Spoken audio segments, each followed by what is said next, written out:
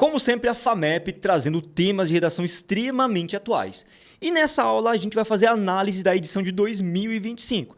Então, se você fez essa prova ou se pretende fazer em 2026, vem comigo que eu vou trazer uma análise completinha para que você possa se dar muito bem no treinamento, no preparo para essa banca vestibular.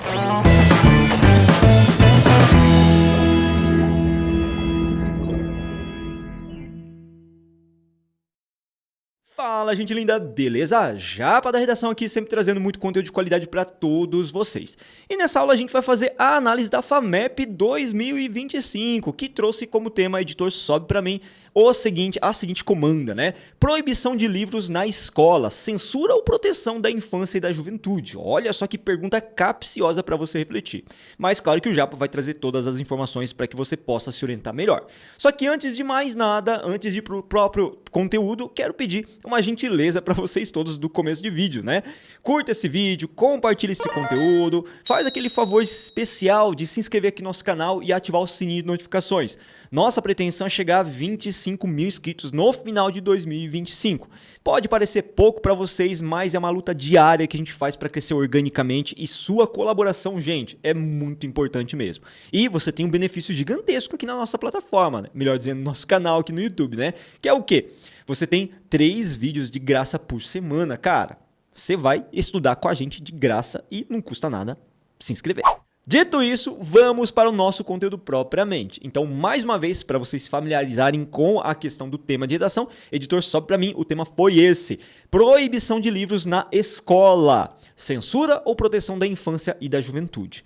Veja que esse tema trazia aí um ou no meio, uma pergunta. Isso quer dizer que provavelmente você deveria se posicionar de acordo com essa dicotomia, ou uma coisa ou outra. Só que antes de antecipar uma possível posição ou possibilidades estratégicas, vamos fazer a leitura dos textos motivadores, que são bem esclarecedores na FAMEP. Vamos lá, editor, sobe para mim o primeiro texto. No início de março de 2024, os governos estaduais de Mato Grosso do Sul, Goiás e Paraná orientaram as respectivas secretarias de educação que retirassem dos acervos das escolas o livro Avesso da Pele, vencedor do Prêmio Jabuti de 2021, do autor Jefferson Tenório, sob o argumento de que a obra contém expressões impróprias para menores de 8 anos. A iniciativa foi recebida com uma saraivada de críticas e após algumas semanas, os três governos estaduais reverteram suas decisões. A controvérsia, porém, somou-se a outros episódios da tentativa de proibição registrados no país nos últimos anos e que afetaram principalmente obras destinadas ao público infanto-juvenil. Veja que esse primeiro texto ele é informativo meramente, certo? É só informativo, certo? Errado. Na verdade, existe sim uma visão apresentada pelo autor de maneira bem sutil que demarca a posição dele. Ele coloca lá no finalzinho que afetaram principalmente as obras. E ao colocar esse verbo de afetar, prejudicar, ele mostra que é contrário a essa resolução dos 3 estados de proibir o livro Avesso da Pele. Mas a gente tem um texto aparentemente informativo que tem como propósito contextualizar você dentro desse problema, do panorama problemático que a gente tem aqui nessa comanda de redação. O texto número 2, um pouco mais longo, trazia a seguinte situação. Vamos lá comigo. As entidades responsáveis pela produção e distribuição de livros no Brasil repudiam veementemente a censura a livros. Então você pode perceber que já deixa claro que nós temos uma nota de repúdio à censura que deixa evidente a posição contrária a qualquer tipo de tentativa de censura, né?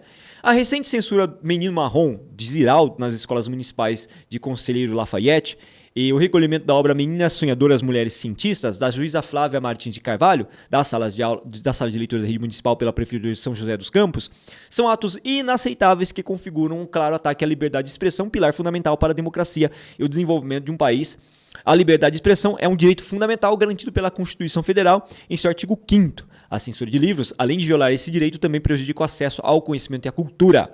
E aí ele também vai linkar mais algumas informações a respeito das obras que justificam, então, a posição que ele adota. Perceba que o texto 2, em geral, traz essa percepção de que o ato de tirar esses livros de circulação é uma clara evidência de censura e que deve ser repudiado. Então, nós temos um texto com um viés muito claro de posição que você poderia adotar também. Já o texto 3 trazia uma contraposição ao segundo texto. Veja comigo. Ao denunciar o uso do livro Avesso da Pele por conter vocabulários considerados de baixo nível para alunos adolescentes, docentes, o posicionamento da diretora escolar Janaína Venson recebeu apoio de um deputado estadual que declarou: nosso compromisso é com a proteção da infância, assegurando que os jovens não sejam expostos a conteúdos inadequados à sua idade, incluindo linguagem vulgar ou temas sexuais em materiais didáticos. O deputado salientou que a preocupação não reside no conteúdo intrínseco da obra, como o racismo abordado em Avesso da Pele, mas sim na sua aplicação de um linguajar impróprio no ambiente escolar. E ele declara: tal postura não constitui censura, mas uma defesa pelo ensino que respeite as fases de desenvolvimento. Esclareceu: acredito que esta é uma discussão necessária. Certamente irá fomentar debate sobre o papel dos pais, educadores e parlamentares a respeito da proteção da infância e da juventude contra conteúdos considerados inadequados para sua faixa etária, reitera o deputado. Então perceberam que o texto 3 traz uma alusão clara ao fato de que essas ações de proibir esses livros não se trata de censura, mas sim de uma proteção, uma garantia que a questão legislativa tem que fornecer para esses jovens serem protegidos de certa forma? Vocês perceberam então que havia 3 textos e esses 3 textos traziam direcionamentos distintos que você poderia adotar estrategicamente para selecionar uma tese que faria parte do desenvolvimento da sua redação?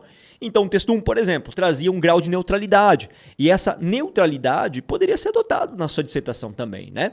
Assim como também você poderia adotar uma posição em que você defendesse que esse tipo de ato é censura e deveria ser impedido. Ou mesmo que esse ato de proibir livros da escola pode ser uma defesa à infância e à juventude. Então havia 3 posições possíveis estrategicamente serem adotadas. Mas lembrem-se, vocês precisam adotar apenas uma única posição, tá? Não é possível adotar mais do que isso, até porque a comanda de redação te restringe a essas 2 posições. Particularmente como professor de redação, como experiente já na construção de redações, eu não recomendo que vocês adotem uma postura neutra, tá? Eu recomendaria que você adotasse a postura de indicar como uma censura ou como se fosse uma forma de proteger a infância e juventude. Então toma cuidado com essas posições.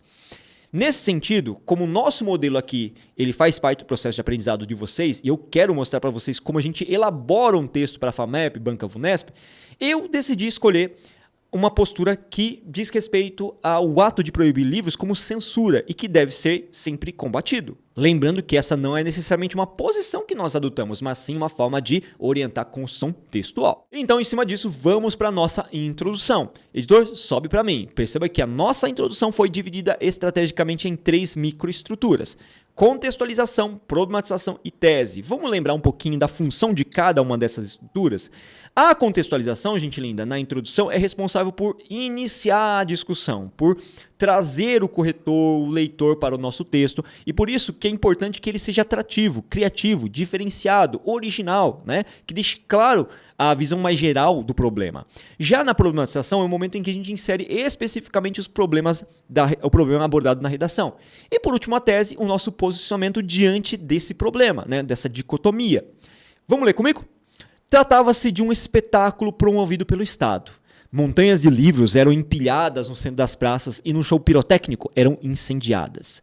O contraste entre a luz propagada pelas fortes chamas e a escuridão da noite era ainda intensificada por hinos e urros de satisfação. Segundo a historiadora Lilia Schotz, este era o contexto em que ocorria a destruição de obras consideradas imorais pelo regime. Eu não posso falar essa palavra porque aqui o YouTube bloqueia a monetização, né? Então veja, eu trouxe um repertório de maneira mais criativa, meio que narrativa, para envolver o leitor/corretor na minha redação. Agora que a gente vai inserir o problema especificamente. Passados anos desde esse período, observamos atônitos um crescente movimento de censura de obras literárias em escolas, com a premissa semelhante a esse obscuro período da história. Salvaguardar a moral e os bons costumes. De fato, né, a censura de livros hoje tem esse viés mesmo, tem essa defesa, tem esse argumento, né? Um tanto quanto subjetivo e até ideológico. E para finalizar a nossa tese, né? Que a gente tem que deixar claro o que a gente pretende fazer, qual a nossa posição. Nesse sentido, é premente analisar a questão e defender a liberdade de expressão como um pilar também ao aprendizado, ou seja, não podemos censurar. Então veja que a gente deixa claro a nossa posição, que vai nortear todo o processo de construção do desenvolvimento. Editor, sobe para mim o nosso desenvolvimento 1. Veja que no desenvolvimento 1 eu dividi estrategicamente em 4 microestruturas: tópico frasal, repertório, a discussão e o fechamento à conclusão do raciocínio. Para familiarizar vocês todos em relação a essas nomenclaturas, lembra que o tópico frasal é todo o período inicial que compõe um parágrafo de desenvolvimento, lembra que é de desenvolvimento, cujo objetivo é antecipar, nortear, sintetizar, resumir o que vai ser abordado ainda nesse parágrafo, tá certo? Vamos ler comigo. De início, constata-se que o movimento crescente de conservadorismo impacta no incentivo à censura de obras literárias renomadas no âmbito estudantil. Então a gente vai falar como o conservadorismo crescente vai influenciar essa posição de tentar censurar indevidamente as obras literárias no âmbito estudantil. Repertório. Recentemente, na Bienal do Livro do Rio de Janeiro, o então prefeito, eu acho que foi em 2019, tá? Um pouco antes da pandemia, se não me engano, tá? O então prefeito Marcelo Crivella promoveu a retirada de uma obra ficcional que tinha no enredo a relação homoafetiva de heróis da Marvel, com a justificativa de que seria uma imagem ofensiva à moral e aos bons costumes da família tradicional brasileira. Uma postura claramente ideológica que justificou a retirada desses livros da Bienal, beleza? Esse é o repertório. Inclusive, o Marcelo Crivella foi acusado de corrupção e está preso hoje, né? Ironicamente. Discussão acerca desse repertório e acerca do recorte trazido no tópico frasal. No entanto, verifica-se que essa atitude fora motivada pela homofobia, inerentemente associada a um viés de intolerância de parte da sociedade que observa em algumas obras literárias um ataque aos bons costumes e embasado em uma visão deturpada, busca justificar a restrição a certas narrativas artísticas. Fechamento. Esse fato também se manifesta nas escolas, algo que deve ser combatido a fim de se proteger a liberdade de expressão em âmbito estudantil. Vocês perceberam como a gente amarrou bonitinho as ideias com todas as informações de acordo com a função que é designada a cada estrutura ou microestrutura? Olha só o desenvolvimento 2 como ficou. Tópico frasal de novo, a gente começa sempre com tópico frasal, lembra disso, né? Além disso, a literatura sabidamente retrata a nossa realidade e serve como uma ferramenta pedagógica essencial aos estudantes, então por isso que não deve ser censurado, né? Vamos para o nosso repertório, que eu achei fantástico a colocação desse repertório para mostrar para as pessoas, né, eu tentar convencer de que a literatura contribui, né, para a discussão, fura a bolha e permite a gente enxergar criticamente o mundo à nossa volta, para além da nossa realidade, a realidade de outrem. O renomado autor Aloysio Azevedo, reconhecido como uma das mentes mais brilhantes na literatura nacional, é autor da obra O Cortiço, obra de teor naturalista que contém fortes cenas de relações carnais e uma retratação visceral da miséria. Seu objetivo com esse cenário era de chocar a sociedade e fazê-la refletir acerca dos problemas de seu tempo, os quais ganham notoriedade por sua temporalidade, miséria, né, fome, vícios, enfim. Veja que a gente trouxe um repertório que traz uma literatura clássica que hoje é amplamente estudada nos ensinos médios exigidos por vestibulares como leitura obrigatória e que traz sim, cenas carnais, bem sem censura nenhuma, né? De maneira animalesca, inclusive, tá?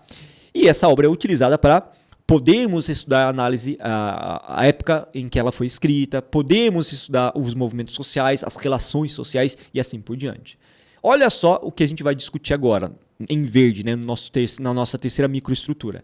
Ao abordar esses aspectos no cenário escolar, permite-se a reflexão e uma consciência crítica no leitor, algo fundamental para ser desenvolvido nos estudantes em formação. Então, essa obra traz essa reflexão, por isso que é essencial, né? E não podemos censurar a arte.